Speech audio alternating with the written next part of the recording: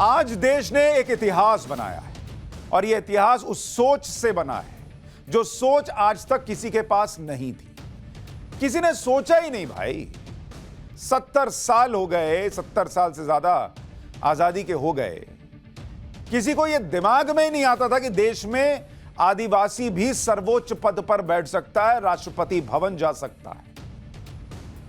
नरेंद्र मोदी जब से आए हैं सोच के लेवल पर ऐसी ऐसी चीजें कर रहे हैं जिसको लेकर कहा जाता है कि आउट ऑफ द बॉक्स सोचते हैं। लेकिन वो कैसे, उस पिछड़े वर्ग के लिए भी सोचते हैं।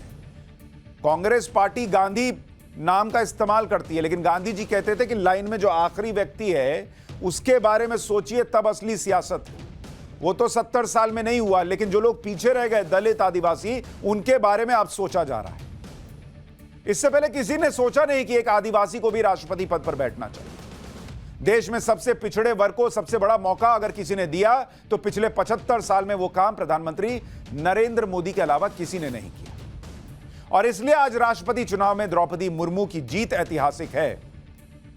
वैसे तो यह होना चाहिए था कि जब पहली बार किसी आदिवासी वर्ग से आने वाले उम्मीदवार का नाम सामने आया था और उसकी जीत तय भी थी। ऐसा नहीं कि कोई कंपटीशन था, चलो देखते हैं कौन जीतेगा, हमारा तुम्हारा वाला। तय था कि बनेगी, कितने मार्जिन से बनेगी वो उसको लेकर बहस थी। तो इसलिए जब तय था और सबसे पिछड़े वर्ग से कोई आ रहा था तो सबको समर्थन करना चाहिए था और द्रौपदी मुर्मू का निर्विरोध चुना जाना चाहिए था। लेकिन एक व्यक्ति के विरोध की राजनीति ने ऐसा भी नहीं होने दिया इस देश में। सिर्फ नरेंद्र मोदी का विरोध करने के नाम पर एक कैंडिडेट खड़ा करके छोड़ दिया गया। यह भी नहीं कि बहुत सपोर्ट किए, खड़ा किए और छोड़ दिए। फिर वो भाई साहब अपना घूम घूम के बोलते रहे कि लोकतंत्र मर जाएगा, फलाना हो जाएगा, ढिमकाना हो जाएगा, बोलते रहे।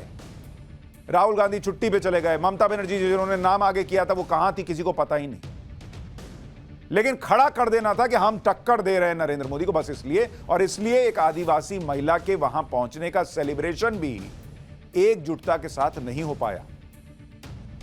फिर भी बड़े अंतर से द्रौपदी मुर्मू जीत गई और बड़ी संख्या में उनके पक्ष में क्रॉस वोटिंग भी। सबसे पहले आपको जरा क्रॉस वोटिंग के बारे में बताता हूं, क्योंकि यशवंत सिन्हा तो कह के गए थे कि लोगों को अपनी अंतरात्मा की आवाज सुननी चाहिए और उनके पक्ष में वोट कर देना चाहिए। लोगों ने अंतरात्मा की आवाज सुनी तो क्या किया, जरा पहले वो बताता हूं, फिर 2024 और वगैरह वगैरह पर आऊंगा। लेकिन पहले जरा देखिए कि अंतरात्मा की आवाज ने एनडीए के पक्ष में कैसे क्रॉस वोटिंग करा। तो क्रॉस वोट जो पड़े हैं एनडीए के पक्ष में, यानी द्रौपदी मुर्मू जी के लिए, जिन लोगों ने अपनी पार्टी की सोच से अलग जाकर वोट किया। 17 सांसद जिनकी बात की जा रही है, उन्होंने क्रॉस वोट किया और विधायक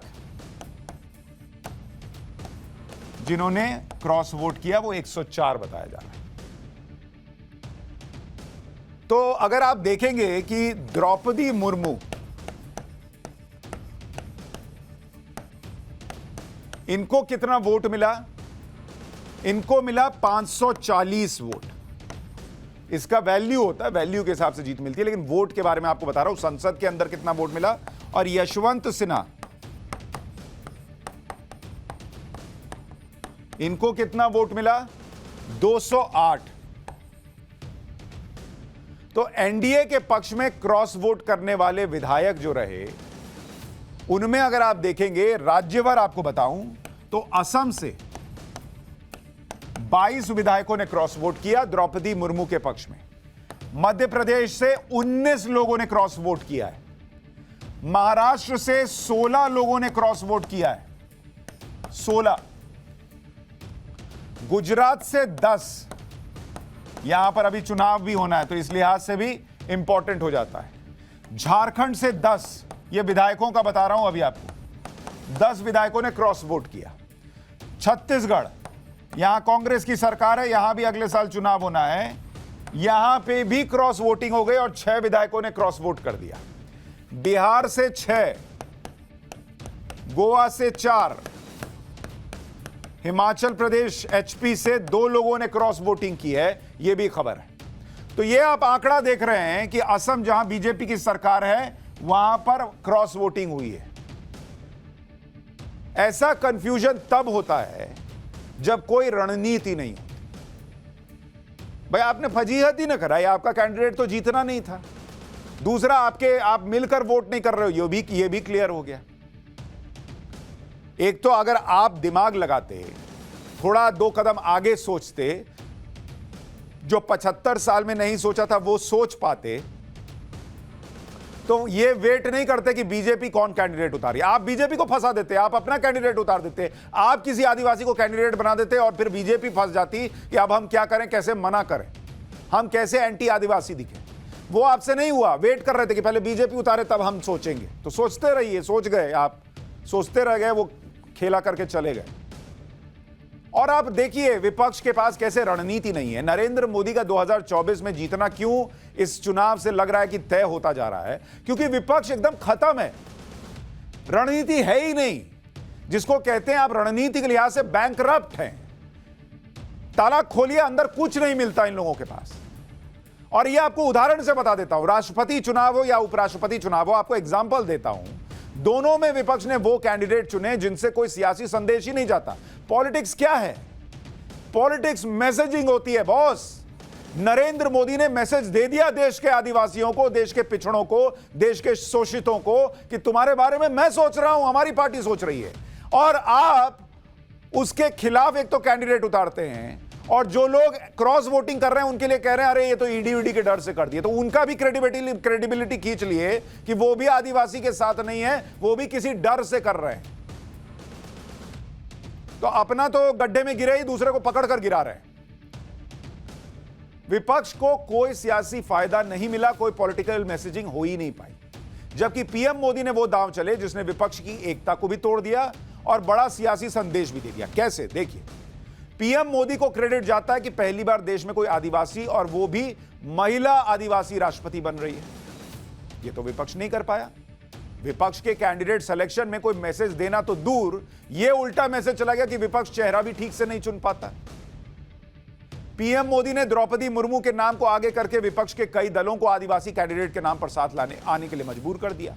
जबकि विपक्ष राष्ट्रपति चुनाव में हारा भी और खुद पर आदिवासी विरोधी होने का नया नैरेटिव भी बीजेपी के हाथ में दे दिया कि ये तो चाहते ही नहीं थे। देख लीजिए, अब बीजेपी कहीं जाएगी तो क्या बोलेगी कि ये लोग देखिए देश के पिछड़ों को आगे ही नहीं आने देना चाहते थे, वरना समर्थन ना करते द्रौपदी जी का। अब बताइए मैसेजिंग किसके पक्ष में गई? राष्ट्रपति चुनाव के जरिए पीएम मोदी ने अपनी सियासी ताकत भी दिखा दी और 2024 का एक तरह से ट्रेलर दिखा दिया। जबकि विपक्ष की एकता की पोल खुल गई और 2024 के बारे में करीब करीब यह तय हो गया कि मोदी विरोध के नाम पर विपक्ष को एकजुट करना आसान नहीं है।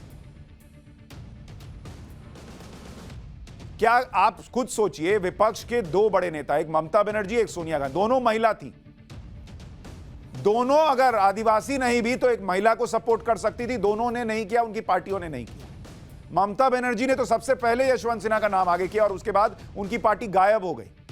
यशवंत सिन्हा को छोड़ दिया गया, अब तुमको उतार दिया, अब तुम अपना लड़ो, देखो वैसा वाला हाल हो गया। राहुल गांधी छुट्टी मनाने बाहर चले गए और बीजेपी जिसकी जीत तय थी एनडीए की, वो बीजेपी के लोग द्रौपदी मुर्मू को जगह जगह ले जा रहे थे, मिलवा रहे थे, फोन कर रहे थे और कह रहे थे कि भैया इनको वोट दे दीजिए। तो 2024 के लिए जब आप राष्ट्रपति के चेहरे पर विपक्ष एकजुट नहीं हो पाया तो पीएम की कुर्सी के लिए क्या एकजुट होंगे? ये तो मैसेज चला गया। अब क्या आप 2024 में हराएंगे? ना आपके पास रणनीति है, ना सोच है, ना चेहरा है, ना एकता है, ऐसे हराएंगे आप। और विपक्ष का कंफ्यूजन देखिए, इतना मजेदार है ये, सुनिए आप। जिन यशवंत सिन्हा ने टीएमसी से इस्तीफा देकर राष्ट्रपति चुनाव लड़ा, उनके प्रचार में लगा कौन? कांग्रेस लगी हुई थी। जबकि वो ममता बनर्जी की तरफ से आगे बढ़ाए गए कैंडिडेट थे और खुद ममता बनर्जी प्रचार से दूर रही। अरे ये तो गजब है, कैंडिडेट दे दिया और भूल गई, और जिसको कांग्रेस पार्टी जो अपना कैंडिडेट नहीं उतारी वो इनके लगी थी समर्थन में। जिन मार्गरेट अल्वा को विपक्ष ने उपराष्ट्रपति का कैंडिडेट बनाया, उन्हें टीएमसी ने समर्थन देने से इनकार कर दिया। कांग्रेस टीएमसी के कैंडिडेट यशवंत सिन्हा को सपोर्ट कर रही है और कांग्रेस मार्गरेट अल्वा को उतार रही है। तो टीएमसी कह रही है कि ना हम नहीं समर्थन कर रहे। ये कहा टीएमसी ने कि हमसे पूछा ही नहीं, तो हम कैसे मार्गरेट अल्वा को सपोर्ट कर दें?